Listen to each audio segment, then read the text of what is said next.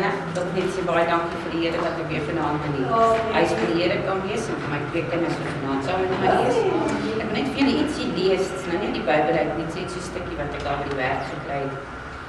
'n Brood val uit 'n bewegende broodwa in 'n rolle entjie verder. 'n Stukkie breek af en bly in die straat lê. 3 mossies pyl af op die stukkie brood wat afgebreek het. 'n Ewige bekleierery breek los. Een kry die oorhand en begin die krummels gretig op, terwyl die ander 2 leider protes in die boom gaan sit. Nie een van hulle het die groot brood 'n entjie verder raak gesien nie. Hulle was te besig om oor die krummels te beklei. Ons maak risie oor klein dingetjies en ignoreer dit wat eintlik belangrik is.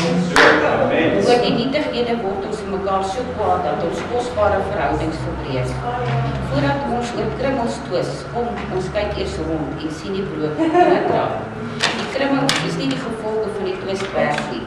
Ek wil vir die Here vra, hy moet vandag vir ons help om ons te laat onderskei tussen die krummels en die dinge wat reg is. Amen.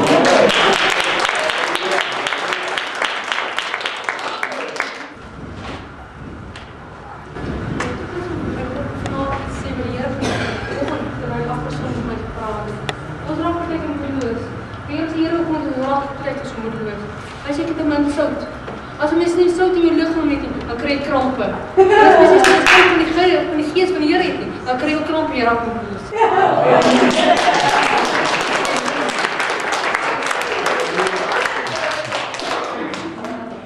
Halleluja.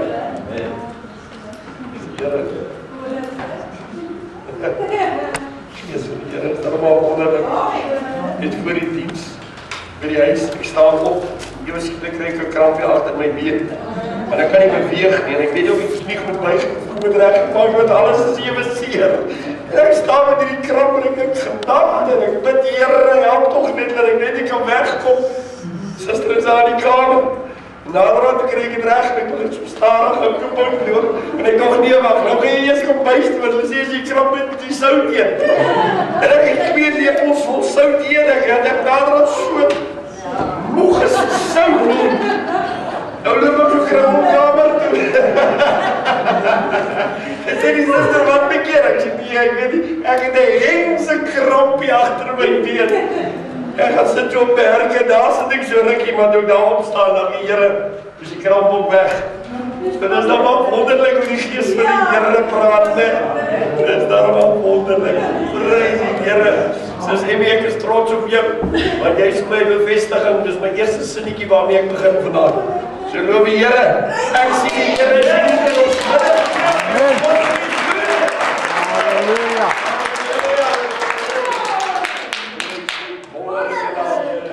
Loof die Here. Ek hou van bevestigings. Loof God. Lekker om te weer die Here lewe. Amen. Sal vanavond met deel 2 begin. Ek glo jy is allemaal net so opgewonde soos ek. Amen. Praise the Lord. Ons gaan eers 'n skrif lees. 2 Korintiërs 10 vers 3. Want hoewel ons in die vlees wandel, voer ons die stryd nie volgens die vlees nie. Groot sleutel wat vir die kerk gegee word hier vanaand. Voer ons nie die stryd nie volgens die vlees nie, want die wapens van ons stryd is nie vleeslik nie, maar kragtig deur God om vestings neer te werp, terwyl ons planne verbreek en elke skans wat opgewerp word in die kennis van God en elke gedagte gevange neem tot die gehoorsaamheid aan Christus. En ons gereed hou om elke ongehoorsaamheid te straf wanneer julle gehoorsaamheid volkome is. Ons kernversie vanaand, want die wapens, vers 4, want die wapens van ons stryd is nie vleeslik nie, maar kragtig deur God om vestings neer te werp. Ons het vanmôre oor die vestings gepraat en net so 'n kykie na dit gegee, hoe Satan kom, deur sy demone, en hulle kom in ons in, as ons vir hulle die deur oopmaak, En dan bou hulle vestinge, en die vestinge bou hulle met die materiaal wat ek en u vir hulle gee. Verkeerde gedagtes, verkeerde dade, allerhande goeders, dit voorsien die materiaal vir hulle om 'n huis hier binne te bou en lekker te bly. Ok, kom ons kyk. Ek glo meeste van ons sou verkies om 'n lekker groot kanon te hê, een van daai dik lope. As die versoekings na ons toe kom en al hierdie goed, dan wil ons daai kanon op 'n verder distansie wil ons op skiet. Ons wil nie nog wag tot die naby ons kom nie, want as die naby ons kom is dit te laat. Ons wil ons by die grond uitskiet terwyl hy nog deur ver. So ek glo elke van ons sal af gehou het om 'n kanon te hê. Want dit sal die geveg baie makliker gemaak het. Maar ongelukkig het ons nie so 'n kanon nie. En het ons geveg baie naby aan ons gekom. Koninkryk het nou bygekom, dis binne in julle. Maar ek wil vanaand vir u sê, die demone het ook naby gekom. En party van hulle is ook binne in ons. Wil my vandaan. So, as 'n verskil tussen lig en duisternis. Wanneer ons Jesus ingeneem het, dan skyn die lig deur ons.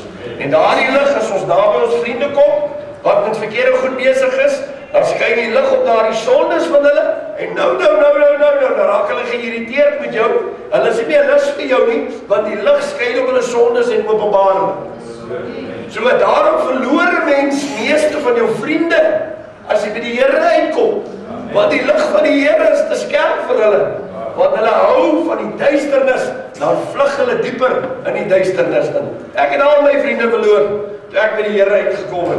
Hulle het my gedank en daai, hulle wou nie eens naby my kom as hulle my in die straat gesien het, by die bouery, waarever, my broer, daai man maak so vinnig uit die voet uit, hy wil nie naby Japie wees nie, want Japie praat net oor die Here, en hy so bly is om kan sien, want dan kan hy met hom deel, wat die Here vir hom gedoen het in daai week.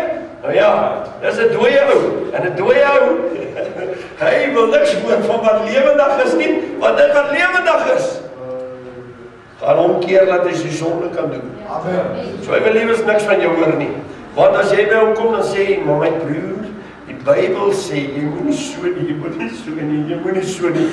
Nou ja, prys God.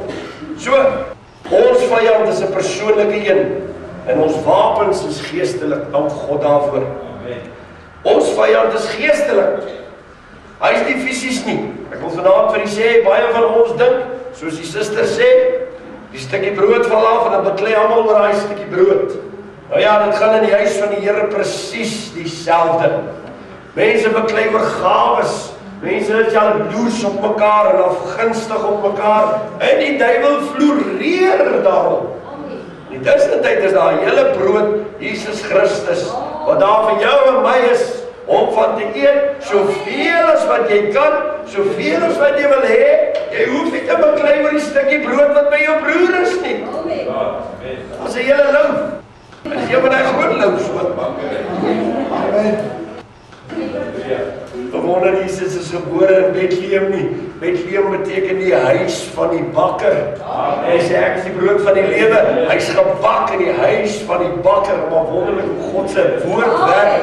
Al hierdie weggesteekte skatte is daar vir jou en my. As ons net 'n bietjie bereid is om te delf, dan kom al daardie goed uit. Okay, die skrif wys vir ons dat demone nie net autoriteit het nie. Daar's Daphne se woord. Skrif wys vir ons dat demone nie net autoriteit het nie, maar ook krag. Kom ons gaan lees Lukas 10 vers 19. Ek het geleer een ding in my tyd wat ek in die polisie was. As jy die vyand wil uitkleed, dan moet jy weet wat se wapens hy gebruik. Jy moet weet wie hy is en jy moet weet hoe opereer hy. Maar aan die ander kant moet jy ook weet watter wapens jy het, sodat jy hom kan veg op elke plek waar hy jou aanval. En jy verstaan? Dis hoekom ons was opgelei daarin. En nie as soldate van die kruis word elke diens en elke keer wat jy die Bybel oopmaak opgelei. om te kan weet watter wapens ek en jy het, wat onsienbare wapens is, wat ons nou nog al gelees het, nie vleeslike wapens nie. Daarom moet ek en jy nie in onnodige stryery betrokke raak nie, want dis vleeslike wapens. Dis nie deur krag of geweld nie, maar deur my gees, so spreek die Here. Met ander woorde, ek en jy moet in die gees wees. Ons veg nie ons gevegte bloed teen bloed nie, vlees teen vlees nie. Want as daar 'n geveg kom, dan weet ons maak ons uit die voete uit. En dit is baie belangrik dat ek en jy dit vanaand besef. Want partykeer val ons mekaar aan. En dis presies wat die duiwel wil hê. Want die duiwel gebruik jou en jou in die hande gekry en uit die hande ou die teenparty in die hande gekry. En die een wat stil bly die minste is, dis die een wat die gees van die Here openbaar. Amen. Ja, die een in die duiwel wil.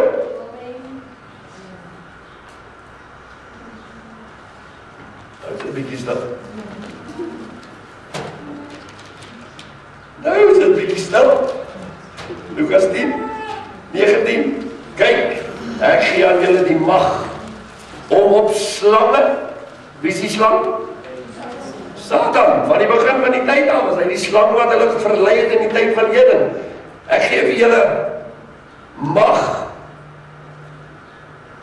om op slange, skorpioene, dis die demone, te trap, en oor al die krag van die vyand, onderstreep dit. Ouens wat sê die vyand het nie krag nie, dis nie die waarheid nie. Jesus sê met sy eie mond, sy eie lippe, krag van die vyand.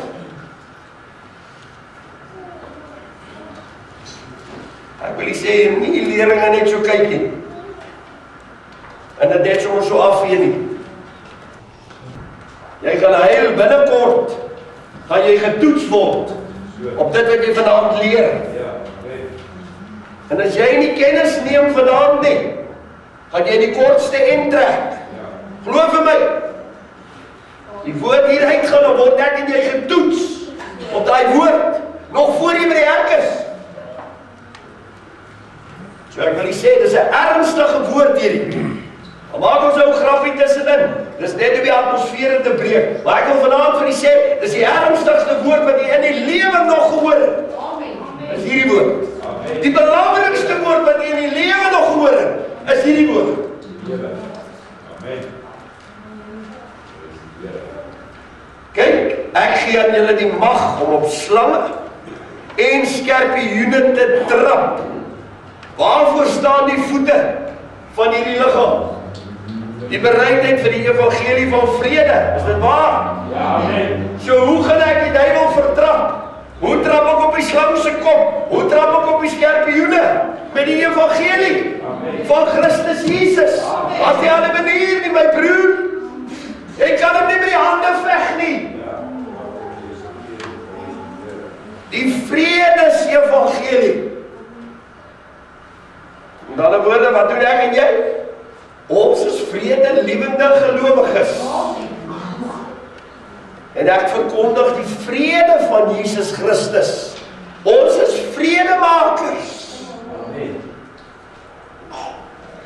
Dis hoe jy die slang vertrap. En dis hoe jy die skorpioen vertrap. Deur vrede. Wat gebeur as jy jou vrede verloor? My broer, dis 'n toestand. As jy jou vrede verloor het, en jy weet nie eens waar jy het verloor nie. Genade. Hy jaag jou van die een kamer na die ander kamer uit, ding man. Ok. Prys die Here. En oor al die krag van die vyand, so moet hom nie onderskat nie. Niks sal julle ooit skade doen nie, maar julle moenie daaroor bly wees dat die gees aan julle onderworpe is nie. Sterk woord wat die Here vir jou en my gee. Die gees is onderworpe aan ons, die kerk. Amen. Hier staan dit. Kan jy dit lees? Lees dit. Amen.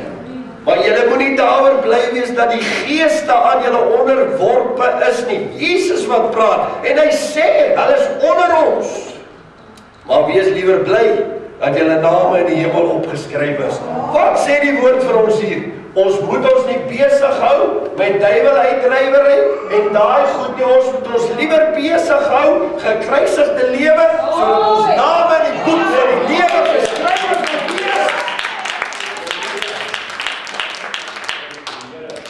Markus 16:17, ons kan gou so doen.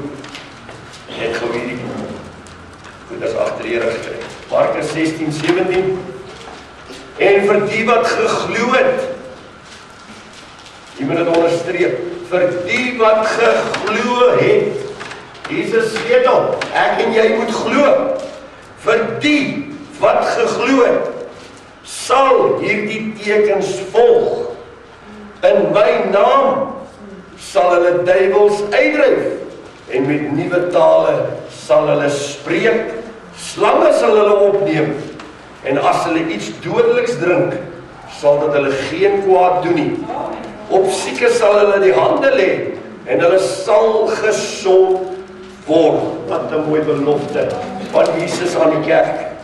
Pragtig, né? Loof die Here. Pragtig, pragtig, pragtig. Halleluja. OK, ons het nou gekyk die duiwel se krag. Ons kyk waar kom ons krag vandaan. Handelinge 1:8 sê.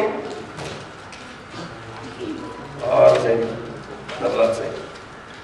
Handelinge 1:8 sê, maar julle sal krag ontvang wanneer die Heilige Gees oor julle kom en julle sal my getuies wees in Jerusalem sowel as in die hele Judea, Samaria en tot aan die uiterste van die aarde. Ons sal krag ontvang wanneer die Heilige Gees oor ons kom. OK, ek wil net vanaand sê, spreuke van tale is 'n gawe. Baie mense is al begrawe wat nooit in tale gespreek het nie, van die wonderlikste godsmense. Tale is 'n gawe, spreuke van tale. Reg, mense moet dit begeer. Paulus sê ons moet alles begeer. Maar ek wil vanaand vir julle sê, Jesus sê vir die disippels, voor hy nog wegvaar, terwyl hy nog op die aarde is, dan staan hy voor die disippels en hy blaas oor hulle, sê Lukas. En hy sê, ontvang my Heilige Gees. Het hulle in tale gepraat? Glad nie. Eers in die Nuwe Testament, toe hulle eendragtig in gebed by mekaar was, op die 10de dag, toe manifesteer die Heilige Gees op die aarde. Wonderlik. Dit beteken Pinkster, beteken 40 dae was Jesus na sy opstanding op die aarde. En die 10 dae verder het hulle gaan bid, en dit was presies 50 dae. Pinkster, en toe manifesteer die Heilige Gees. Gaan ons na die Ou Testament toe, en ons gaan kyk na 'n tipe van die uitstorting van die Heilige Gees, dan sien ons, vandat Israel uit Egipte land uitgetrek het, totdat hulle by die berg Sinaï gekom het, en daar die vuurspiewende berg, en God gepraat het op die berg, was presies 50 dae. So hulle het ook Pinkster in die ou tyd gehad. Maar die verskil was, in die ou tyd, as hulle aan die berg sou raak, sou hulle met 'n pyl plat geskiet word, mens en dier, want hulle was onder die wet. Nou kom ons onder die genade van Jesus Christus in, en hy stuur vir ons terug, sy Heilige Gees. Is dit nie wonderlik nie? En op die 50ste dag, wat gebeur? Hy sê, julle hoef nie meer weg te hardloop nie, kom na my toe, almal wat vermoeid en belas is, en ek sal julle rus gee. Dis die verskil tussen die Here Jesus en Moses gewees. Maar wonderlik vanaand, dat ek en jy onder genade is, man. Ons is vry, halleluja. Met die Here. OK, kom ons lees Lukas.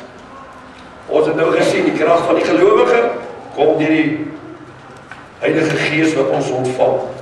Lukas 9:1. Hierdie paar skrifte, dan gaan ons lekker aangaan.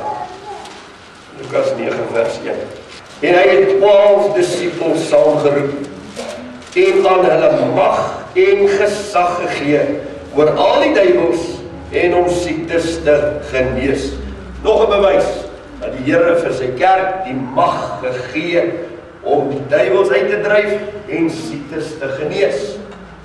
Staan nie alle siektes? Nee. Ons het dit ons laasweek behandel. Nou weet dit? Staan net siektes. Net wat interessant, ek noem ons dit so. Ok, Lukas 10, vers 17. En die 7 dag het met blydskap teruggekom en gesê, Here, ook die duiwels onderwerp hulle aan ons in u naam. Die naam van die Here se sterk toring en die regverdiges hardloop daarin. Alraai, kom ons gaan na Markus 16:17. Vir die wat geglo het, sal hierdie tekens volg. In my naam sal hulle duiwels uitdryf en met nuwe tale sal hulle spreek. Pragtig, wonderlik, wonderlik, wonderlik, wonderlik. Matteus 28:18. En Jesus het nader gekom, met hulle gespreek en gesê, aan my is gegee, onderstreep, alle mag in die hemel en op die aarde. Wat het Jesus vir ons gegee? Alle mag in die hemel en op die aarde. Wonderlik, net? Prys die Here. Dit is ook daai so. Kyk, Jesus wel goed vir ons. So waar. Ons het dit nooit gemaak het nie, maar prys God. So ons het vandag dieselfde as daardie tyd in ons bediening. Eerstens, ons gesag kom wanneer ons gered is. Skryf dit. Ontvang gesag wanneer jy gered word. Ontvang gesag die oomblik as ek en jy gered word. Jesus aanneem, dan word ons deel van daardie autoriteit en gesag. Gesag oor wat? Demone. Want nou het ons al die autoriteit om oor hulle te heers. Wanneer ons gered word, ontvang ons gesag. Ok, ons krag kom wanneer ons met die Heilige Gees gevul is. Dis die tweede ding. So eers kry ons gesag van die Here af en dan ontvang ons die Heilige Gees en ons kry krag. Met gesag sonder krag beteken niks. Dis soos 'n polisieman. As hy nie 'n uniform aan het nie en die man loop maar buite in die oomblik wanneer die polisieman sy uniform aantrek en hy sit sy kenteken aan en hy loop nou in die straat af, dan sien ons maar hier is die gesag van die regering. Want hy nou 'n uniform aan en het 'n kenteken aan. Nou dis presies wat met jou en my gebeur. Oomblik wanneer ons gered word en die oomblik wanneer ons die Heilige Gees ontvang, kry ons gesag en krag. Maar dis 'n dom ou wat alleen in die straat afloop. Want as jy almal wat van hom geluister nie hoor, daar's baie wettelose mense daar buitekant. En hulle sal die polisieman net so kyk gee. En as hulle weer die polisieman is alleen, kan jy maar weet dit moeilikheid. Maar dan God, vir die polisieman word 'n radio gegee. En as die polisieman sien, maar hy het bietjie moeilikheid, hier's baie van hulle, dan vat hy die radio en dan roep hy versterkings. Ou broeder, nou, soos nou, dan slaan die manne hier uit. En dan sal die ouens sê, hier kom die pote. Onthou jy daai ding? Sê, hier kom die pote. Ou broeder, hardloop hulle aan die kante toe, al die dagtens. Weg hardloop hulle. Nou hoor wat ek vandaan sê, die radio het hom gehelp. Ok, as ek en jy gesag ontvang, ons ontvang die Here Jesus, en nou so eentjie verder, ontvang ons die Heilige Gees, dan help het jou en my niks, as ek nie 'n radioverbinding met die Here is nie, want as ek met hom 'n verbinding is, dan sal legioene engele oproep, en as 'n klomp mense wat vir my bid, dan wyn hy niks hare.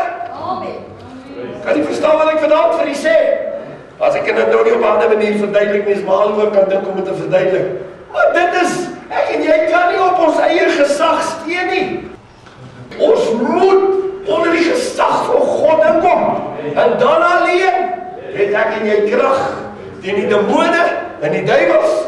Want as ek alleen daar ingaan en ek wil vir die demoon sê, kom kry jou ry op hondjie, want Jappie is nou hier, gaan daai demoon my 'n vreeslike pak slag gee.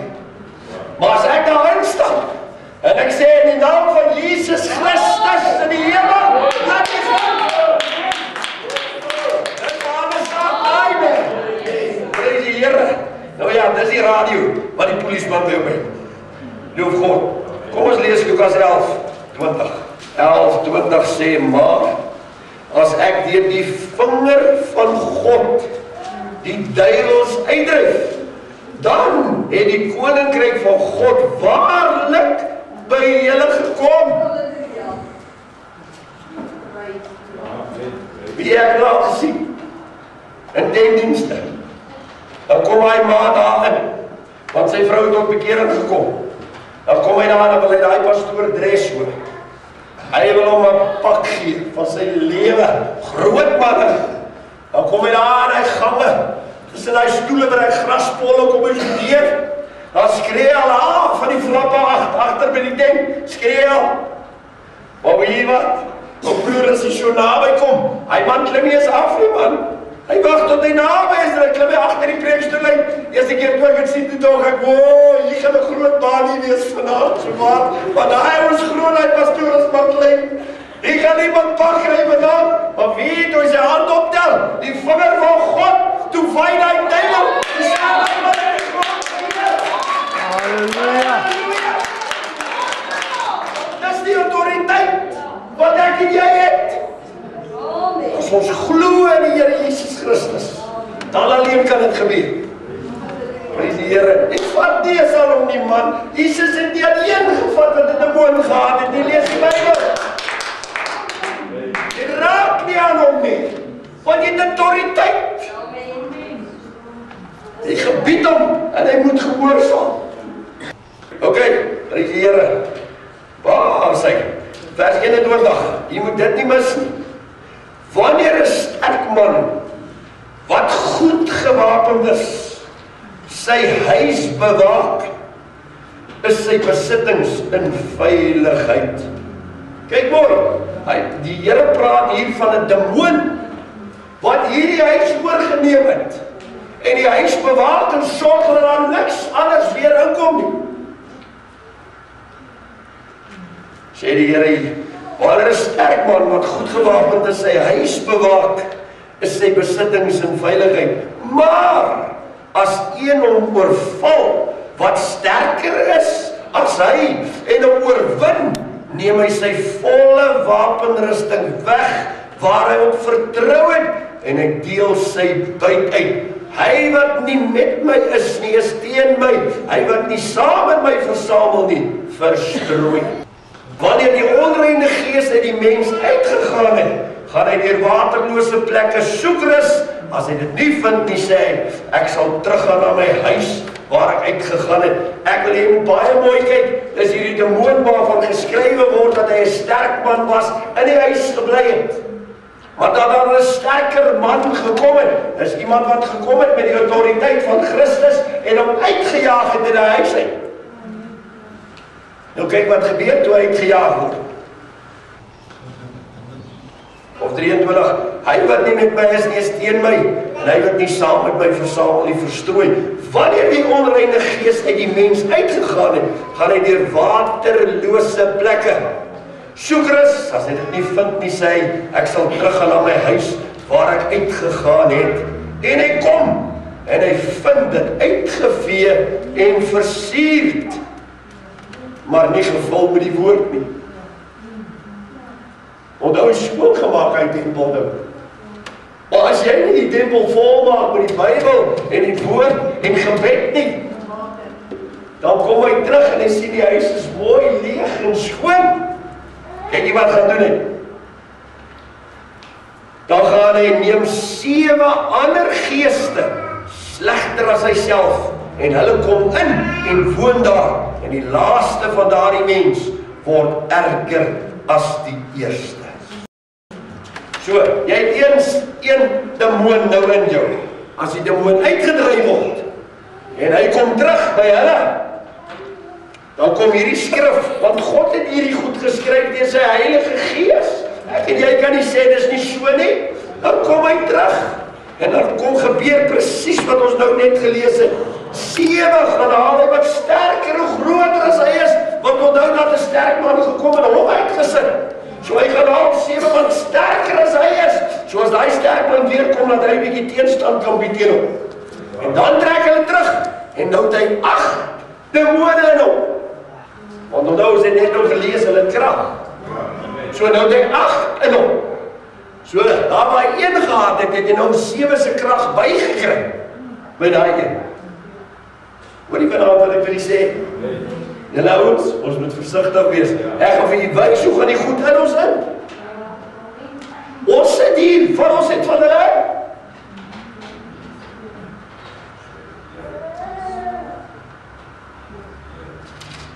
Jy gaan dit weer in die Bybel wys. Jy weet, ons soek dit in die Bybel. Niks hoor wat 'n mens vir my sê nie. Ek wil hoor wat sê die woord van die Here vir my. Want sy woord is die waarheid en sy woord sal ewig standhou. Al die ander goed sal vergaan, maar hierdie woord nooit. Amen. Nooit. Prys God. Amen. Okay. Efesiërs 6 vers 11 het ons vanmôre gelees. Wil dit net weer noem. Gelowige word aangesê om die hele volle wapenuitrusting van God aan te trek. Ek wil so ver gaan, party mense trek dit uit in die aand. En môre vroeg trek hulle dit weer aan. Nee my broer, gaan slaap met dit. Trek dit nooit uit. Maar môre vroeg laat jy jou verslaap en ewe skielik is jy laat vir werk. En daar hol jy sonder 'n wapenuitrusting, want jy het nie nou nog tyd om hom aan te trek en te bid nie. En hy vang jou. En jy's 'n groot moeilikheid, glo vir my. Trek hom aan. En maak seker elke dag net dat jou klere reg is. Trek hom nooit weer in. Ja. Okay, prys God. Jy moet luister. Anders dan is jy in die moeilikheid. Johannes 10 vers 10. Die dief het gekom om te slag, te steel, dood te maak. Maar ek het gekom. Hoekom? Sodat jy kan lewe en oorvloed kan hê. Wonderlike skrif daai, né? Die Here, ek is so lief vir daai skrif. Prys God. Elke keer as die duiwel my kom sê, "Hey, bly gaan." My Jesus het gekom sodat ek kan lewe en oorvloed kan hê. Kry jou reg. Loof die Here. Nou ja, hier is nou 'n baie scary een wat ek nou vir u wil sê vandag. En baie van ons is skuldig hier. Kom ons lees dit mooi soos ek het geskryf het. Om te val, om aktief betrokke te raak in geestelike oorlogvoering, is om voor te gee dat ons nie omgee wat van onsself, ons geliefdes, ons gemeenskap, ons nasie of ons wêreld word nie. As ek en jy nie betrokke is in gebed, is wie jy is. Ja. Jy gee nie om oor niemand nie, nie eers jouself. Dis die biddelike souers wat die kerk so swak maak. God, Paulus wat bid. As die gelowige of geheiligde soldate moet ons prakties kennis opdoen. Ons moet leer wat die vyand se wapens is, sodat ons wapens kan gebruik teen hulle wapens, die vyand se. Sodat ons nie gevang word, onverhoeds, en ons weet nie om onsself te verdedig nie. Soos wat nou aan die orde van die dag is. Nou broer, ek sê jy sien dit groot wapens, wat die polisie moet weghardloop partykeer, want hulle het nie daai selfde wapens nie. Kan jy verstaan? Hulle sit nou sommer dynamiet oor die point security trokke. Kyk, hulle vat nie nou meer ons as hulle blaas daai ding sommer in die lug in, want hulle weet hulle kan die ouens nie in die hande kry en hulle skiet hulle uitmekaar. Kan jy verstaan? So as ek en jy nie voorbereid is, Satan in sy werke nie, dan gaan hy presies dieselfde met jou en my doen. Hy gaan 'n bom in ons sit en skiet ons huisie uitmekaar. Ons is in 'n geweldige geveg betrokke. Ek dink party ons verstaan dit nie. Hulle besef nie wat 'n geveg ons het nie. Weet jy wat is die geveg? Om lewe en dood. Wat verloor jy hierdie geveg? Sterf jy geestelik? En jy is dood soos Adam en Eva na hulle gesondig het. Dis 'n verskriklike geveg hierdie julle ouens. Dis baie scary. Party ons verstaan nie die goed nie. Dis scary. Loop met jou sondes en bely dit nie. O my Vader, jy het moeilikheid. Jy gaan sien, jy weet nog niks. Okay, die eerste doel in vrymaking is om onsself te bevry. Want baie van ek en jy is vasgevang in dinge en ons kan nie loskom van dit af nie. En ons bly doodstil daaroor en ons sê nie 'n woord nie. En jy dink niemand weet daarvan nie. Maar in die tussentyd kan jy nie 'n bruikbare instrument in die hande van die Here wees nie. Want daardie ding wat jou vashou, maak jou kragteloos. Jy kan nie gebruik word nie. Kan nie verstaan. Jy moet bevry word van dit. Jy moet loskom. Jy moet uit dit uitkom. OK? Nou is die vraag, het almal vrymaking nodig? Ja, ek het nog nooit 'n ou gekry wat nog nie vrymaking nodig gehad het. Glo my, almal het een of ander probleem. Hy sê almal het gesondig en het ontbreek hulle aan die heerlikheid van God. So daar's nie een wat loskom onder dit nie. Terwyl ons vanmôre gesê, in trap met die agtigheid in die ou wêreld was, het hy baie en goeders gebou hier binne in jou en my. So hy het sy plek reg gekry. Geweet eendag gaan ons hom uitsit, maar hy het sy goed so reg gerangskik. As ek en jy nie die vestinge wat ons nou nog van gelees het neerwerk nie, dan stap hy sommer terug in jou huisie in, sonder 'n geveg. Sonder 'n geveg. Hy maak jou so lus, laat die spoegie afloop vir 'n ou biertjie. Veral wat jy weet, hy het ons gewoontes. En ek het ons gewoontes. As die rugby altyd aan was op 'n Saterdag, dan jy mos nou vir jou nou lekker agteroor gaan sit en vir jou 'n lekker bier gegooi en daar het jy nou biltong en pap en braaivleis en 'n lekker bier. Hou broer, hou op, los hy goed, bekeer jou. Hy gemaak dat jy daar by Swaartjie gaan kuier. En jy slaap daar by Swaartjie uit en Swaartjie het die TV aan. En hy sê, my broer, die Springbokke speel in die All Blacks, die speel bier, man, van my broer, kom, ons wil nie die aksie mis nie. As jy nie waaksaam is nie, jy drink soos 'n vis as jy daar terugkom. Alles verniet. Hy het net weer teruggestap in jou lewe. Jy's net so sleg soos jy gister was.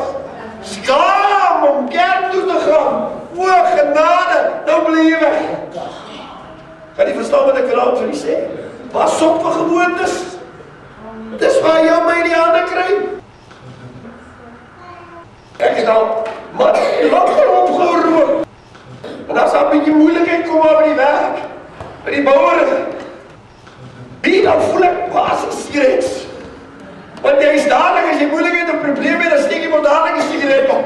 Die ouens wat gerook het, sal weet waarvan ek praat. Op broer, dan voel ek, as ek nog so voel, dan dink ek, jou Satan, wat voel jy nou 'n sigaret, jy dan opgehou?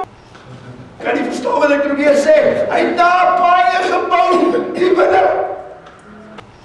En jy is so gewoond, dat hy baie van jy moet bereid, dat jy, want jy mis hom eintlik as hy nie meer daar is nie. Kan jy verstaan wat ek vanavond vir jy sê? God jou nie waarlik help nie.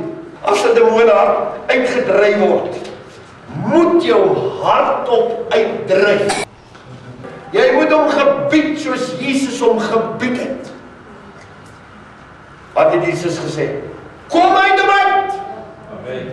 Dat die hele tempel hom kon hoor. Kan jy verstaan wat ek vanavond vir jy sê? Jy moet hom hardop aanspreek. Ek wil net vanavond hier stil staan. Ander ouens gaan dit nou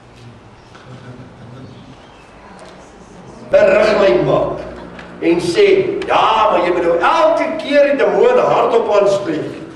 Wil ek nou vanavond vir jou sê, nee, dit is nie so. Daar is gevalle wat daar omstanders is. En ouens wat nie verstaan nie. Kan jy verstaan? As ouens wat nie verstaan, wat is duiwel en al hierdie goeders nie, hulle kom in die wêreld, hulle weet niks van die goed wat ek en jy al geskool is en geleer het van nie. Kan jy verstaan wat ek vir die probeer sê? Nou om in die teenwoordigheid van so iemand sommer nou aan te spreek en te sê, die duiwel moet nou hier uit en gee pad, en wat nou wel? My broer, dis verkeerde besigheid. Jy sal al die siele verloor wat daar is, en sluitend die ou wat nog die demoon op by hom het. As die ou nie toestemming gee nie, sal hy duiwel nie uit hom uitgaan. Die bestuurder van hierdie huis moet sê, ek wil nie meer hierdie demoon in my hê nie. En hy moet regtig hom nie meer in hom wil hê nie. Hy moet nie net in 'n blik gedruk wees nie. Omdat dat hy uitgevang is oor sy sonde of wat ook al nie. Hy moet regtig begeer met trane dat hy ding moet uit. En dan alleen kan ek en jy om my dryf. Daar's nie ander manier nie, anders bly hy. Wat vanaand wat ek vir jy sê, jy kan hom nie uitjaag, as hy nie wil uit nie. Hy bly. Ouens wat vir jou vertel, waar ek in die demoonsbuit sê, ou broer, jy kan hom nie uitjaag nie. As die huisbestuurder hom nie wil uit hê nie, dan bly hy. Jy kan hom rondrol in die klankkamer en in die bidkamer en hier op die mat. Daar's nie 'n manier nie. As hy man nie toestemming gee nie, sal hy nooit uitgaan. Wat jy vanaand wat ek vir jy sê. So as hy skaam gaan wees oor iets in die lewe, en hy nie oorgee nie, sal hy nie uitkom nie. Hy sal bly vir die res van jou lewe. Nou is dit stil. Hy het so uitgeslaap. Hy laat jou werk doen, hy laat jou kerk toe gaan, hy laat jou allerlei goed doen. Maar daar seker goed wat hy gedoen wil hê. En as hy tyd reg is, dan laat hy jou daai goed doen. Dit voel laat vir jou wat jy is, wat het doen. En dis wat jy is wat het wil doen, by lieg. Wat die vanaand dat ek vir jy sê, baie van die goed doen ek en jy, en wat dink ons, dis Japie wat dit doen. Nee, as 3 ouens wat besluit. Dis Jesus, dis ek, en dis die duiwel. Dis 3 stemme hier binne. En jy besluit vir wat ek en jy wil luister. Wat die vanaand dat ek vir jy sê? So ek en jy die wil keuse wat ons maak. Wat 'n besluit ek gaan doen. Kan jy verstaan? Wat doen 'n demoon? Hy kom sit 'n gedagte in jou kop. Kom ons vat 'n gedagte. Byvoorbeeld. Jy sit hier in die kerk. En iemand kyk jou so. Snaakse kyk. En die duiwel sê vir jou, die demoon sê vir jou, hy dink jy's dom. Ou broer, voor die diens verby is, glo jy, dis wat hy kyk van nou beteken het. Want hy is hier binne, en hy vertel vir jou, ou broer, kyk, hy gaan nou weer kyk. En toevallig, jy kyk hier nou weer. Sien jy? Hy dink jy's onwinstel. Dis mos hoe hy met jou en my praat. Is dit nie so nie? Jy loop nie by iemand verby en sê, hy het nie so goed vanmorgen nie.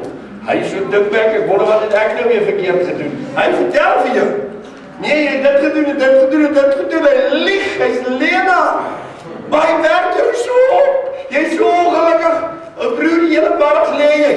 En dink, ag, Here, wat het ek nou aan daai broer gedoen? Hoekom is daai broer nou so snaaks? My nie eens 'n groet vanmorgen nie. Tussentyd het daai broer so migraine. Hy gee nog vir daai broer die migraine op.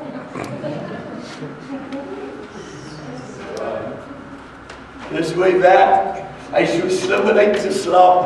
Ek sê nou maar as vir 'n voorbeeld, jy kan self die eie gedagtes gebruik vanaand en dink, maar waar het hy jou al gevang?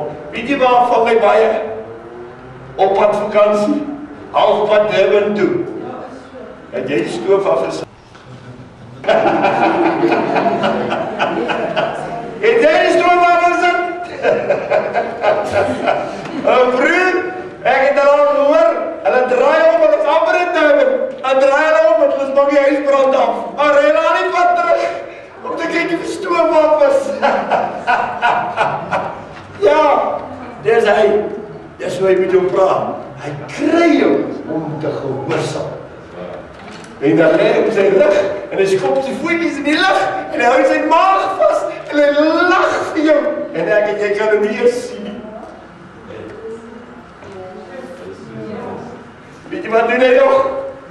Hy vang baie met die reën. As jy iets verkeerd gedoen, ou broer, en jy kom in die kerk en Sondagmorgen en jy het nog gister 'n bier gedrink. My swaar, terwyl jy rugby aan was. Maar jy weet, niemand weet nie. Dis net swaar wat weet.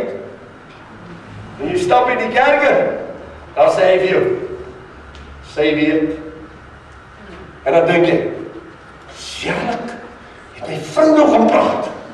Wie nou gaan skinder?" Loop jy so 'n paar tree verder, dan kyk jy aan en praat jy so, uit. Hy sê eintlik ewe vriendelik, maar jy dink, hy sê vir jou, kyk, hy lag vir jou man. Hy dink jy's haap. Maar wie het dit gedruk? Broer, dit voel jy wil weggekom. Dit voel jy met die kar klim en jaag. Nooit weer na hierdie plek kerk te kom nie. In die tussentyd weet niemand in die kerk enigiets van jou. So praat demone met ons.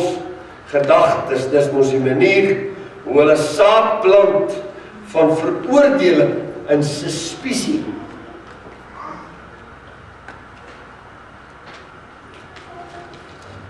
Het 'n gedagte jou al veroordeel? Nee, broer. Kom ons gaan kyk hoe plante hierdie staat. Matteus 13 vers 25. Dis alles in die skrif, kan nie glo. Kom ons lees 24. 'n ander gelykenis het hulle voorgehou en gesê: Die koninkryk van die hemele is soos 'n man wat goeie saad in sy land gesaai het. Dankie sis Daphne. Maar terwyl die mense slaap, het sy vyand gekom, onkruid onder die koring gesaai en weggegaan. En toe die spruitjies opskiet, vrug gevorm het, toe verskyn die onkruid ook. Dis wat hy doen met jou en my. Hy kom gooi die saadjies hier binne, en dan ons het dit. Hulle groei self. Ek en jy gee hulle water, ek en jy bedink al hierdie goed oor en oor en oor. Dis hierdie skrif wat ons nou van gepraat het. So praat demone met ons, gedagtes, en dis die manier hoe hulle saad plant van veroordeling en suspisie binne in jou en my gedagtes. Nou wil ons gou 'n gebed doen. Ek wil hê jy moet dit sommer agter my aansê. Ons kan gou begin onderskei wat is uit self, of van God, of van Satan. Jy mag iets soos hierdie vir die demoon sê. Right, sê dit agter my aan. Jy is 'n leienaar demoon. Ek verwerp daardie gedagte oor my vriend. My gedagtes is onder die bloed van Jesus en die beskerming daarvan. Ek bind jou weg van my gedagtes. Ek beveel jou om my alleen te laat. In die naam van Jesus. Praise God. Dit is 'n goeie voorbeeld hoe 'n mens die duiwel in jou gedagtes weerstaan. Maklike gebed, nee. Die geheim van so gebed is om die autoriteit wat Christus jou en my gegee het in jou gebed oor hom te bid. En om te sê, Christus het jou werke vernietig, Satan, en in die naam van daardie Christus Jesus, wat ek aangeneem het as my verlosser en saligmaker, gebied ek jou om uit te gaan en my alleen te laat. Wyk van my af. Ek onthou toe ek by die Here uitgekom het, my genade. Kyk, die kop is ons nog geen ou kop, as jy net bekeerd is. Broer, ek het die hele dag, die swart mense wat saam my gered, gedink ek is van my kop af. Heel dag, bloed van die Here. Bloed van die Here. Ek loop nie eens 2 tree nie. Dat is 'n ander gedagte. 2 tree is 'n ander gedagte. Bloed van Jesus, die bloed van Jesus. Die hele dag so geloop. Want ek het nie geweet wie ek in Christus is nie. Ek het hom aangeneem. Maar ek het nie geweet wat sy autoriteit het ek nie. Wat kan ek doen nie? Niks. Jy is vanaand in die voordelige posisie om te leer en iemand te hê wat jy leer. Die Heilige Gees moet my leer. Elke tree, elke stapie wat ek gegee het, moet ek die Heilige Gees vra. Here, help my nou. Wat moet ek nou maak? Hoe moet ek nou maak? Wat moet ek nou doen? Verstaan nie? So nou kan ek vanaand u help. Prys die Here. En u kan ander ouens help. Daar buite wat sukkel met hierdie goeders. Prys die Here. OK. Dis reg. Ek soek net 'n plek om klaar te maak. Halleluja, gebed het ons gebid. Watter woorde u ook al gebruik, druk u posisie in Christus uit en weerstaan die demone deur die gebruik van die naam en die bloed van Christus. Hulle is oortreders en moet vlug. Moenie ophou nadat jy dit een keer gesê het nie. Hou aan daarmee, want demone kan baie harde koejavelrig wees. So hou aan totdat u vrede in u gedagtes kry. Hou aan bestraf bly die bloed van die Here. Ja, ek het dit reg gedoen. Maar nou ja, my geloof was nog nie so nie. Geloof kom deur die hoor van die woord. Dit is belangrik om kerk toe te kom en die woord te hoor. Geloof kom deur die hoor van die woord. Hoe meer woord jy hoor, hoe meer geloof kry jy. En hoe meer geloof jy kry, hoe makliker is dit om vir hom te sê, hey, kry jou reg. Ek weet wie ek in die Here is. Ek is nie meer 'n groentjie nie. Kan jy verstaan? Ek sukkel nie meer met 'n klein stukkie brood nie. Ek vlieg na die groot brood toe. En dan het jy moeilikheid om maak. Prys die Here. Ek gaan soek hy loof. Vra die Here om u te help om te sien waar en hoe demone ingekom het. Dit beteken nou nie dat ek en jy nou moet teruggaan aan ons verlede. Alles weer gaan opgrauw en uitgrauw. Al die ou sondes en goed nie. Dis nie wat ek vanavond vir u sê nie. Omdat ek dit mooi neergeskryf vanmiddag. Hy sê, met ander woorde, ons moet hulle herken en erken wat voordeel trek uit die sonde en omstandighede in ons lewens. Want dis wat hulle doen. Hulle trek voordeel uit daai sonde uit en die omstandighede waarin ek en jy ons bevind. Nou sê ons moet hulle herken en erken, sodat ons daardie oortreders kan uitdryf en die deure agter hulle toemaak. Jesus het al hierdie dinge gedoen en die kerk beveel om aan te gaan daarmee. So ek en jy het 'n opdrag. Kan nie ophou daarmee. Die Here het vir ons gesê, gaan doen dit. Maak jy seker so som, dryf die duiwels uit, doen alles wat ek gedoen het terwyl ek op die aarde was. Kan jy verstaan? OK, in baie huise vandag, alhoewel die man en die vrou en die kinders Christus bely, is daar verdeeldheid, stryery, chaos. Behalwe die môre voor jy kerk toe kom. Op pad kerk, draai jy sommer aan terug huis toe. Wonder waar is die broer en die suster vanmôre? Broer het vir die suster gesê, wat ek moet saam met jou kerk toe gaan? Dit sal die dag wees, ek bly liewer by die huis. Skuldig. En die hand opsteek, asseblief. Ek sê dis tyd dat die duiwel sy deel van die blaam moet neem. En dit het tyd geword dat die families leer hoe die duiwel uit te dryf uit hulle huis uit. Die ideale beginpunt is vir elke familie om familielid om haarself en homself opnuut oor te gee aan die Here Jesus Christus. Wie weet ons doen dit. Ons doen dit jare terug. Want in die tussentyd sit ons in die kerk en ons val terug. En al wat die Here vanaand vir ons sê, ons moet net opcheck. Hoe is ons verhouding met die Here? Het jy nog 'n binnekamer verhouding? Lees jy nog jou Bybel? Het jy 'n verhouding met die Here? Praat jy nog met Papa deur die dag? Ons lees vanmôre skrif, die skrif sê, wanneer 'n vrou bid of profeteer, moet sy hoofbedekking op hê. Maar Petrus sê, bid sonder ophou.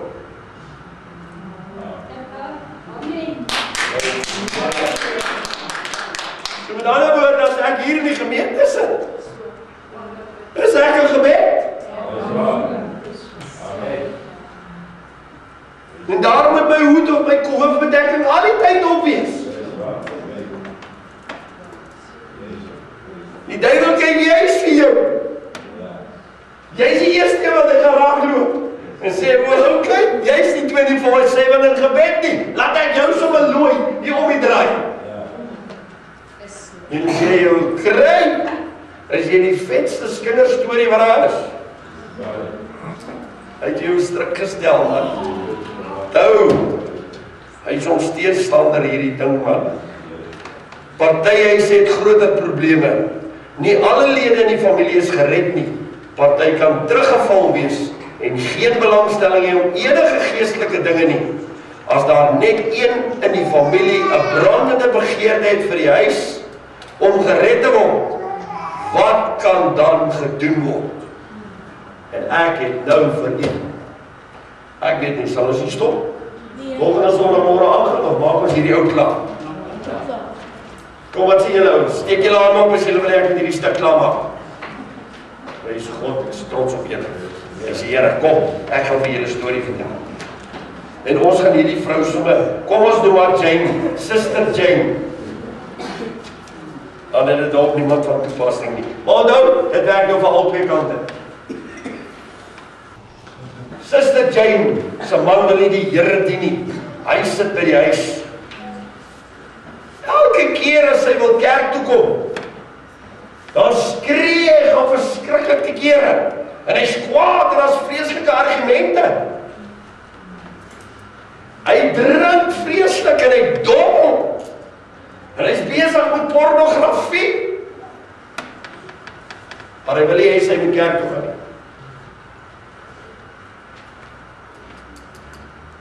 Elke keer na 'n groot gestrydheid, dan gaan sy maar kerk toe. Ek wil vanaand vir julle sê, vroue, 'n man wat God nie dien nie, kan nie vir jou sê jy mag nie kerk toe kom nie. Want hy staan nie onder die Here nie. En dan staan jy ook nie onder hom nie. Jy staan onder Christus. Amen.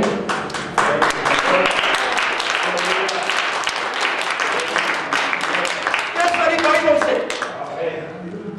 As my hoof Christus nie erken nie, dan erken ek hom ook nie.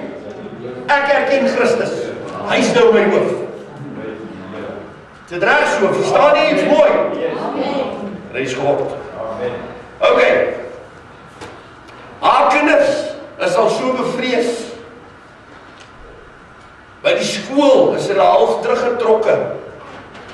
Want hulle weet nie lekker om die situasie te hanteer nie. Wat by die huis aangaan gedurig nie. Hulle kom sonnaarskool toe en die sonnaarskool bly net doodstil, want hulle is bevrees. Iemand gaan uitvind hoe gaan dit by hulle huis. Ai, wie ek wil vanaand iets sê. Ek weet van 'n man. Daar was goed moeilikheid by die huis, die man is 'n dronkaard, het vreeslike drink en slag die kinders as hy by die huis kom. Wie laat daar ou bloetjies agter die gordyn weggekruip so. Dan kom hy in sy dronkenskap en kruip hulle, want hy soek die kaste deur. Hy soek oral. Dan staan hulle agter die gordyne. Dan vertel 'n pastoor my eendag. Hy sê die vrou bel hom en sy sê, maar sy kan dit nie meer hanteer nie. Hy moet nou kom help. En hy reis toe. En hy kom daar, die man is weer besope. En van daai toestel, hy soek die kinders, hy wil hulle met die vuis slaan. Hy sê, die stap in die huis in. En hy kyk so, maar die man is so dronk. Hy sê, hy kyk so, en hy probeer die man tot bedaring kry. En toe so kyk, toe sien hy, maar wat steek jy agter die gordyn uit? Toe sit die skoentjies se punte. Staan hulle doodstil agter die gordyn, want hulle weet, hy krap die kast, hy kyk onder die bed, ons alles. Hy kry lag deur die gordyn. Dit is verskriklik hoor. Ek wil vir julle sê, as jy nie in so 'n huis is nie, dan weet jy nie. Jy kan nie simpatiseer met so iemand nie. En ek wil nie sê vanaand, daarom sê die Bybel, jy kan nie met 'n ongelowige trou nie. Jy gaan pak kry agterna. Hy gaan jou slaan en verredeneer. Hy gaan aan die drink gaan. Hierdie arme vrou, daar nie meer geweet wat hy kan doen nie. Sy was so bevrees, sy nie meer geweet het wat hy kan doen om te gaan nie. En sy besluit, sy gaan na die pastoor en sy vrou toe. Vertel jy maar 'n voorbeeld, soos dat die Here dit nou vir my gegee. Sy besluit, sy gaan na die pastoor toe. Dat die pastoor en sy vrou net vir haar kan bid vir hierdie vrees en hierdie druk van al die kante af, van die kinders af, van oral af is die druk. Maar wie die man drink so, dat er nooit geld in die huis is. Daar is nooit kos in die huis nie. Dis verskriklik. Ek wil nie vertel vanaand, dis 'n realiteit wat ek hiervan vertel. Hierdie is net 'n voorbeeld van baie mense wat met hierdie probleem sit. Dalk is hulle probleem nie drank vanaand nie, dalk is dit dobbel, dalk is dit wat ander probleem. Jy verstaan wat ek vanaand vir u sê? Daai ding het hom so vas. Haar so vas. En hierdie vrou kom, die pastoor en sy vrou bid vir haar, vir hierdie gees van vrees wat sy toegelaat het. Baie geeste hoor.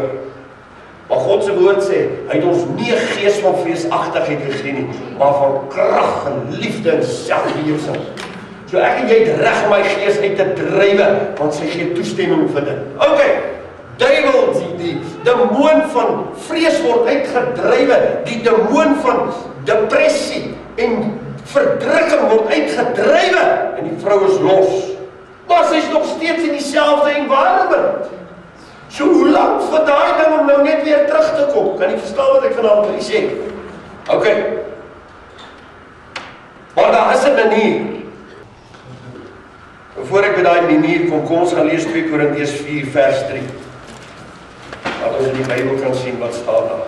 2 Korintiërs 4 vers 3. Vers 3 sê, maar as ons evangelie dan nog bedek is dit bedek in die wat verlore gaan.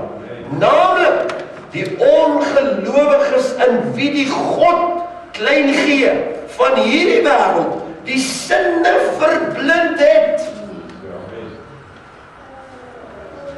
So wat staan hier? Dat daai man of daai vrou se sinne verblind is om die evangelie te hoor en te aanvaar. Dit word sodat die verligting, die lig wat die evangelie bring, die verligting van die evangelie van die heerlikheid van Christus, wat die beeld van God is, op hulle nie sou skyn nie. Wat staan nie? Hulle sinne is verblind. Wie verblind het? Die demoon wat by hulle is. OK, jy verstaan daai nie. Nou kom ons aan verder. Toch, ek is nuuskierig om te sien wat gaan gebeur. Ek wil net hier sê, oorlogvoering is nie gebed nie. Pastoor, wat praat jy nou? Geestelike oorlogvoering, natuurlijk is dit gebed. Nee, dit is nie gebed nie. Dit is iets wat aangeheg is aan gebed. Wat geestelike oorlogvoering, wanneer doen ek en jy dit?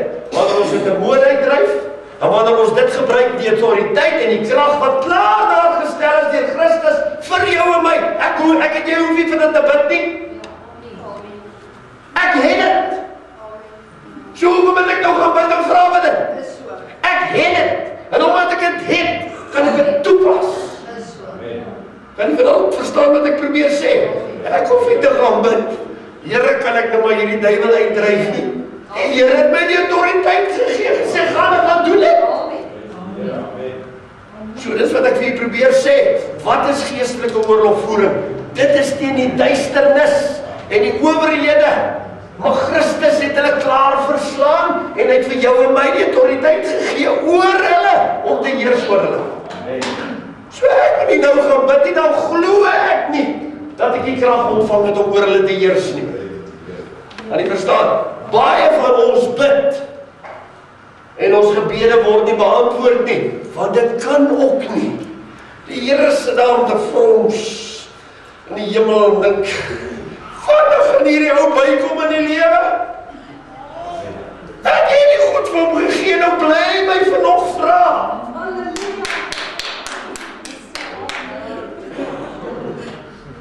Jy verstaan wat ek vir jy sê? En aan die einde van die dag gaan sê ek, wie wat, die Here hoor nie my so Here nie. Ek bid nou al hoe lang oor hierdie demoon, hoe lang oor hierdie sap. My broer, vat jou autoriteit en slaap hom links en regs, man, voep, voep, voep. OK? Kom ons aan verder. Laat ons van by die antwoord kom. Ons moet ophou. Skryf dit neer. Ons moet ophou om die hemel te bestorm vir dit wat ons klaar het. Amen. Dis lekker gesê, daai. Om die hemel te bestorm. Jy het dit. OK, nou kom ons sê, die oplossing vir die saak. Ons het toe die geestelike oorlog begin in die plek van Jane se man. Ek gaan jy nou iets baie diep gee. En jy moet dit verstaan en kry. Want as jy dit gaan kry vanaf, kan jy ook vir jy familielede bid, wat met dieselfde probleem is, wat jy verstaan hoe dit werk nie. Want daar is 'n logiese plan vir dit. So, ons besluit, wag 'n bietjie, is nonsens nie. Ergens in die Ou Testament staan, daar was 'n gat in die muur, En iemand het in die gat in die muur gaan staan en gaan bid totdat die muur herstel kon word. As ons dit geestelik gebruik vanaand, is baie van ek en u, is daar 'n ding in ons lewe waar die duiwel inkom. Maar die oomblik wanneer ek en jy vir hom in daai muur en hy gat gaan staan, want hy kan homself nie help nie, en ons begin bid, dan word ons gebede die bakstene om hom te help om kans te kry om weer hy gat toe te bou, waar die duiwel in en uit al die tyd gaan. Ok, nou wil ek net dit by sê. Of kom ons gaan nou eers af. So, ons het die reg met alle woorde om vir James se man te bid, wat in hierdie goed vasgevang is, wat God nie wil dien nie, want sy sinne is verblind, hy wil nie die evangelie hoor nie. Dis 'n gees wat dit doen. Nou het ek en jy, die wapens, nie vleeslike wapens nie, die wapens van die lig. Ok, en nou kom ons, en nou gaan ons bid teen dag, hierdie demoon, ons gaan hom nou vasvat, sy saak gaan ons nou vir hom weg. Nou kom ek verduidelik, ek gaan die gebed so lees. Julle demone, wat meneer James so pla, ons neem autoriteit oor julle, in die magtige naam van ons Here Jesus Christus. Julle soek daarna om sy huis te vernietig, maar ons sal julle nie toelaat om langer daarmee aan te gaan nie. Ons sit saam met Christus in geestelike autoriteit. Ons ken ons posisie en ons ken ons regte. Ons bind jou in Jesus naam.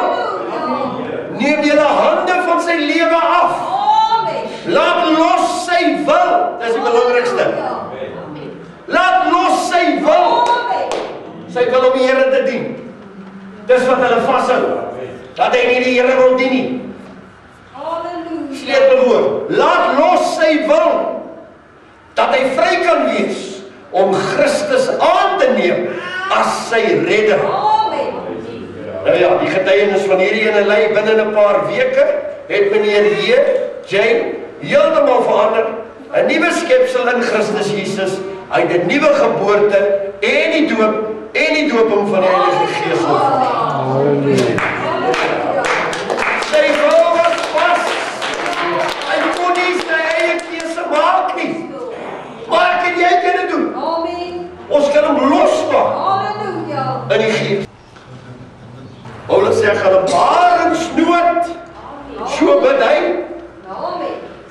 Die familie het saam kerk toe gegaan en meneer James het die geestelike priester van sy huis geword. Halleluja.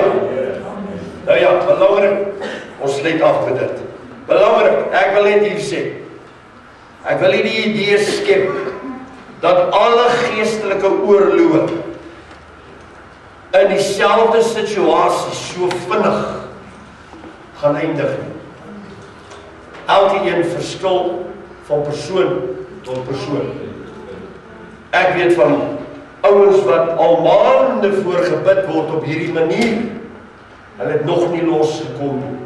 So ek wil net vir die duidelik stel vanaand, dit hang af hoeveel jy insit. My broer praat van al die sakke dagga wat hy opgeroep het.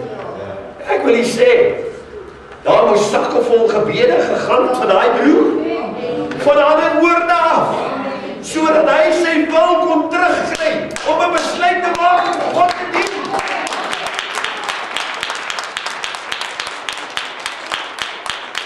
Sy wil was ook vasgevang.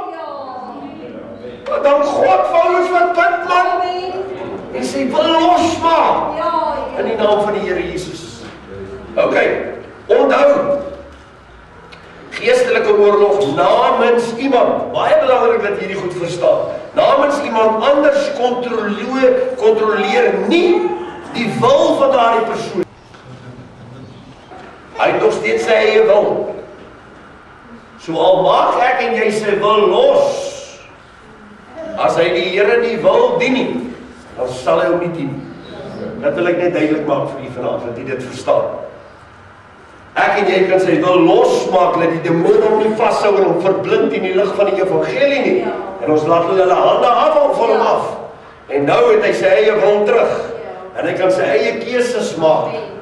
Maar ek wil net sê vanaf, ek en jy het nie beheer oor sy wil nie. God beheer nie eers sy wil nie. Hoor jy wat ek vanaand vir u sê? Maar ek en jy kan bid dat hy die regte keuses maak nou dat sy wil los is. En dat hy die stem van die Heilige Gees kan hoor wat roep en klop aan sy hart se deur dat hy hom nie bekeer of haar bekeer. Kan jy verstaan wat ek probeer sê vanaand?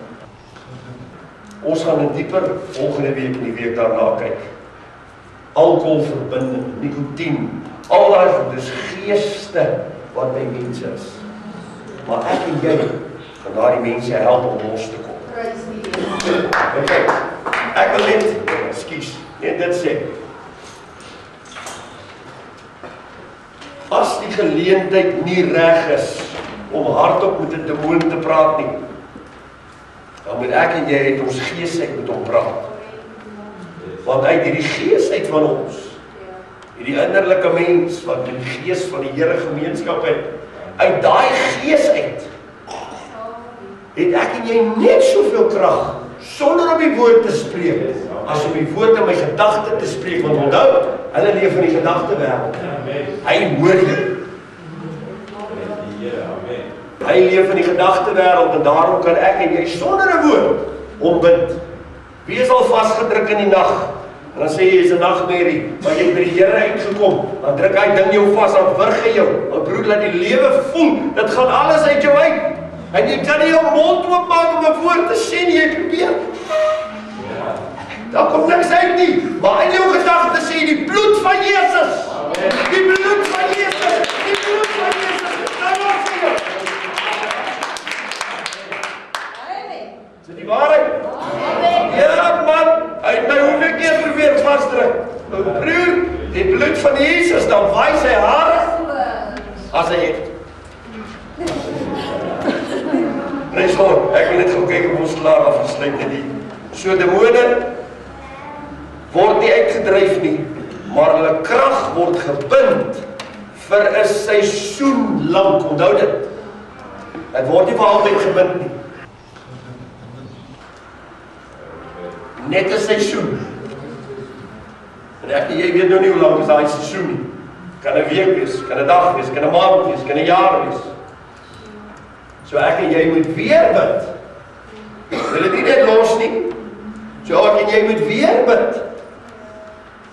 Dan daai gebed bly staan. As die seisoen verby is hy weer gebid. Ek het gehoor die polisie vang die ouens. Dan mag nog net 24 uur hou of 48 uur. Dan laat hulle my kom in die sel uit. Dan dink ek, lekker vars lig, arresteer hom weer, gooi hom weer nie tronk. Want hulle mag hom net 48 uur hou. Verstaan nie wat ek vir die probeer sê? Nou ja, daai demoon dink hy kom hier uit na sy seisoen. Dan vang jy hom dadelik weer, jy maak hom weer vas. Ons gaan volgende week begin met 2 Korintiërs 10 vers 3. Prys die naam. Is jy opgewonde?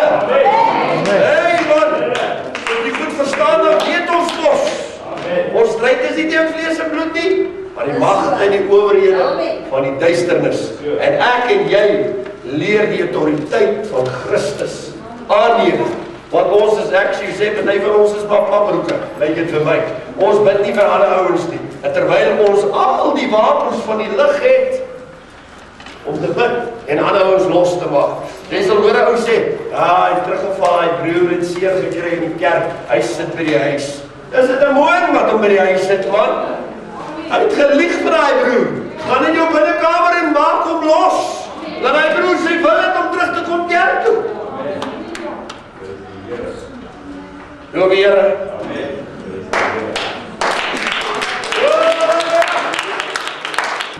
Die Here, hy sout voor die diens.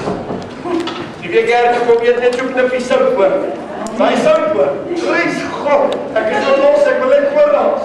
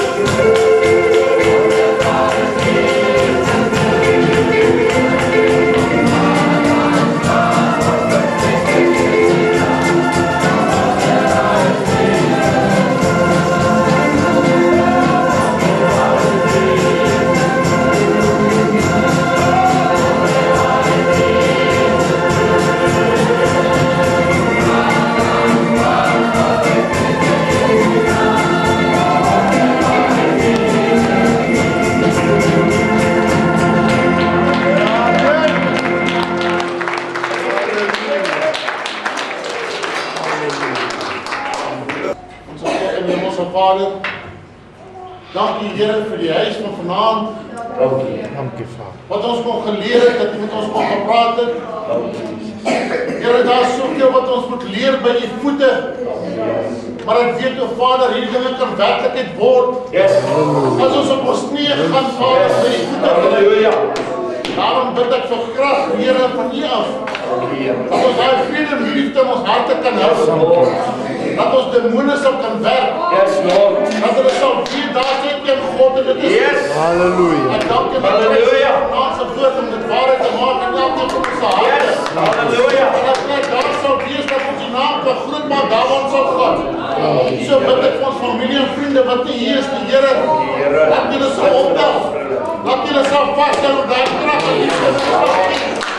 Halleluja. Vader, so bid ek vir jou persoon in die vergadering.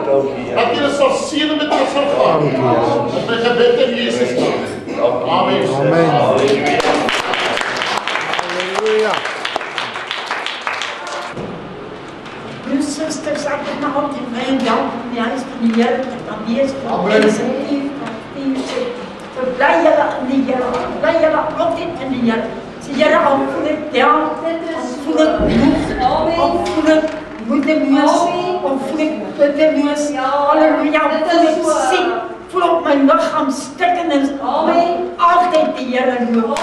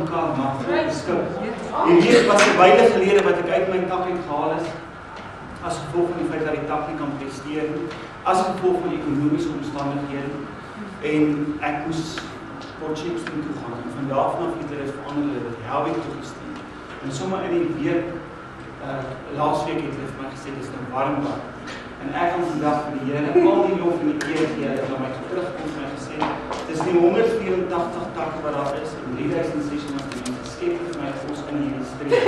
As ek administratief bestuur en ek voel die Here is groot.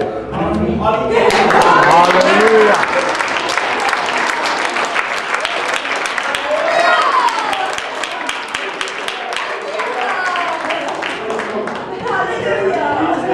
Opgespring soos dit reën.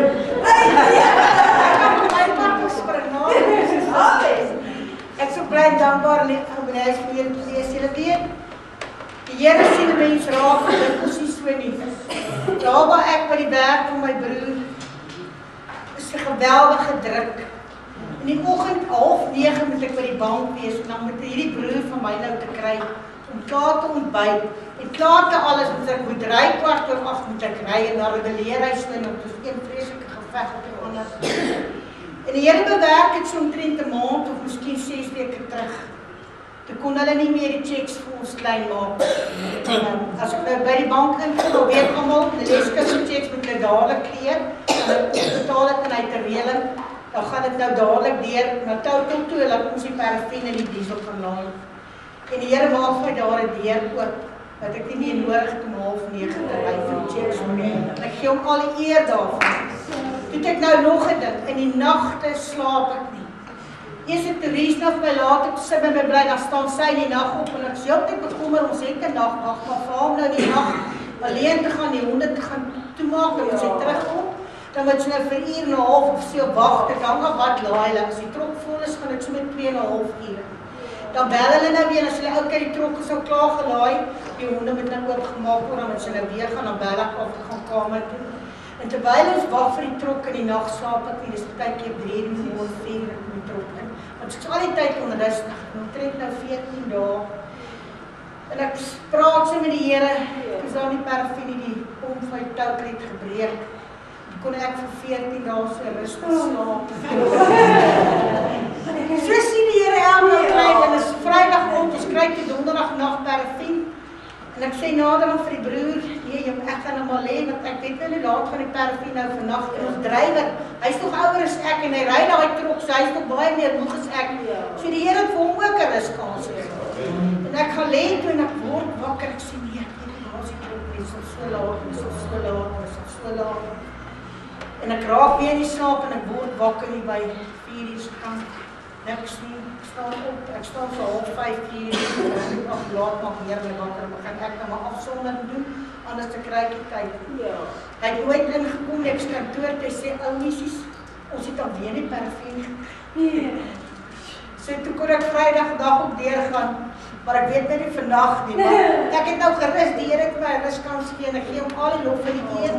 En broers en susters, die Here het my hi-fi uitgeslaan en maandag aand toe kry ek 'n ander hi-fi en ek prys die Here. Prys die Here.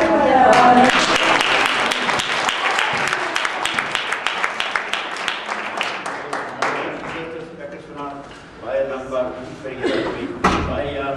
Ek het nooit daaroor gepraat, maar vanaand gaan ek daaroor praat. Het ding is dat ek doof geword het. My pa het altyd gebid, toe ek 'n kind was en my oor so gepyn aan die goed gesig en bloed so met my oor uitgeloop het. Vir die kerk afkom toe tap af maar sê pa, ek kan nie weer pyn vat nie. En hy vat sy hande so en hy druk hom so op my oor en hy bestraaf hy mag nie goed.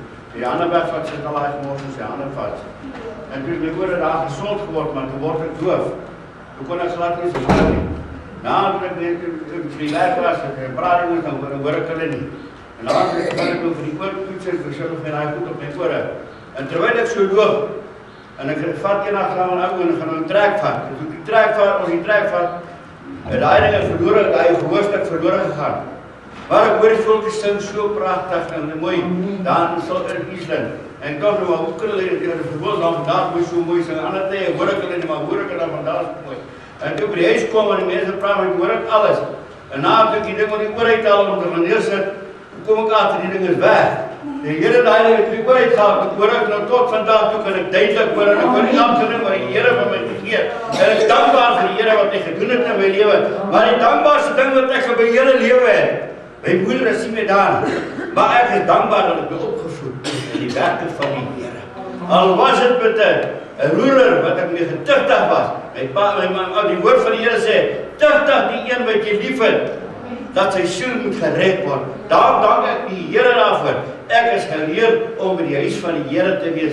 Baie kere kry ek nog slaai die woord uit ook. En ek kry baie slaap, maar ek gee die Here die lof en die eer en die dank daarvoor wat hy vir my gedoen het.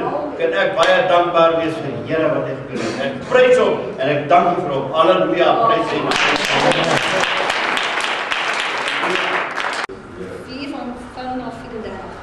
Jesus sê vir hulle, my voedsel is om die wil te doen van hom wat my gestuur het en om sy werk te volbring. En hy wat maai ontvang loon en vergaar vrug vir die ewige lewe.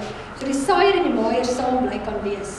Ek is so bly oor hierdie skrif, want ons is net nie op hierdie aarde geplaas nie. Vanmiddag luister ek op die radio, as 'n pastoor wat 'n so 'n skrifgedeelte doen, en hy praat oor die lui mense in die kerk. En hy sê daai lui mense moet hulle self vergelyk met die lazy boy. Elke keer dat hulle na 'n lazy boy stoel kyk, dan moet hulle self nog insig en sê, ek is soos die lazy boy. En dis net wat die woord van God sê. Hy sê, ons is arbeiders, en die arbeider het sy loon werd. So ons die ene is die saaier, die ander is die maaier. So dit wat ons is wat ons gaan uitkry. Die vrug van die Gees is wat God vir ons gegee het. En as ons net die vrug van die Gees in ons het, dan kan jy nog in 'n disipel gaan benader. Amen. Vanmiddag met 'n vrou gepraat. Lieflik is weer op die brokkel. En ek sê vir haar, glo jy aan die sy gery? En die Here sê vir my, sê vir haar manifestasie.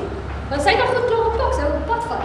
En ek sê vir haar, ek sê vir haar, manifestasie, jy moet 'n manifestasie doen. As jy nie weet wat 'n manifestasie, kom my kerk doen. Ek sal vir jou wys wat 'n manifestasie. Ons bind daai huwelik in die naam van Jesus. Hy het jou bymekaar gesit, die stad om julle uitmekaar uit hê, maar dit sal nie so wees nie. So ek glo en vertrou wat ons vir 'n mens sê, ons moet ons woord spreek. Dat daai saal sal opskiet en sê, Here, ek gee dit in U hande. U het ons autoriteit gegee. Ek is so lief vir daai woord, autoriteit mag gegee om te doen wat God gedoen het.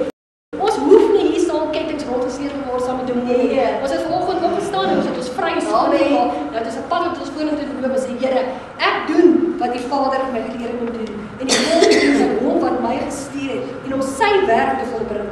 So nooit eendag voor God staan en sê dit nie gehoor nie. Dit is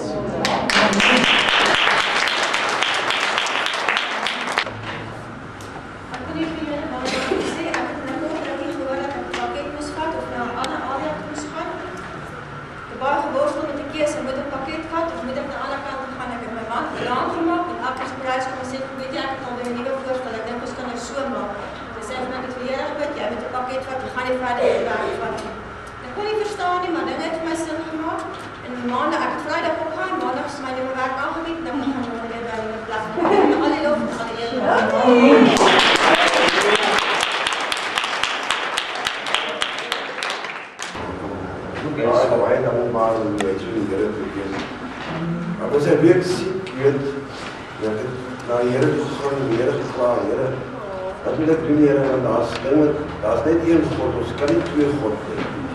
Daar's net een Here. Die Here het my gewys om musiek gemaak. Hy het my musiek gemaak het want hy sê jaloerse God, jy wil nie hê nog 'n God aanbid nie.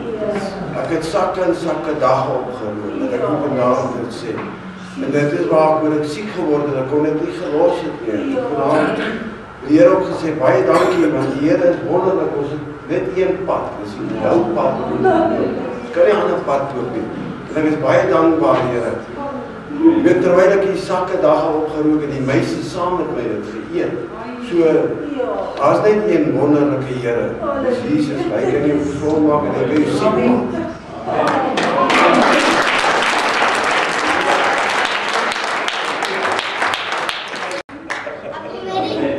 Ek wil net vir die Here dankie sê. My koers was oor die 40 laas naweek. Toe bel my ma vir pastoor en vra of hulle die gebedslyn kan doen. En die Here het my genees. En daarvoor is ek baie dankbaar.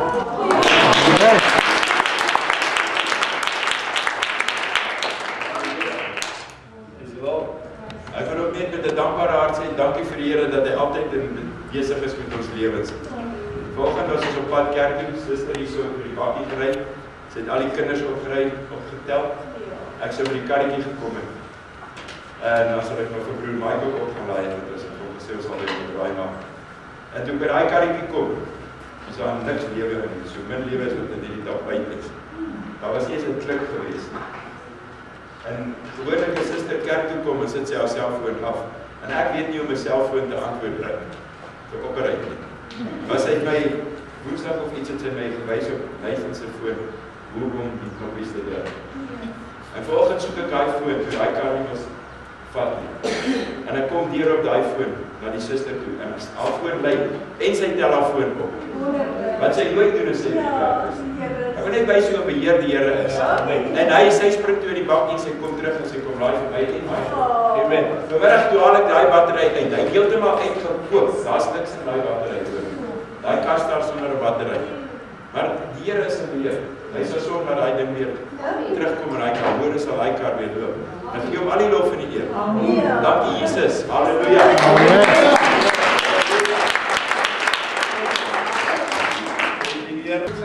Baie dankbaarheid in die Here.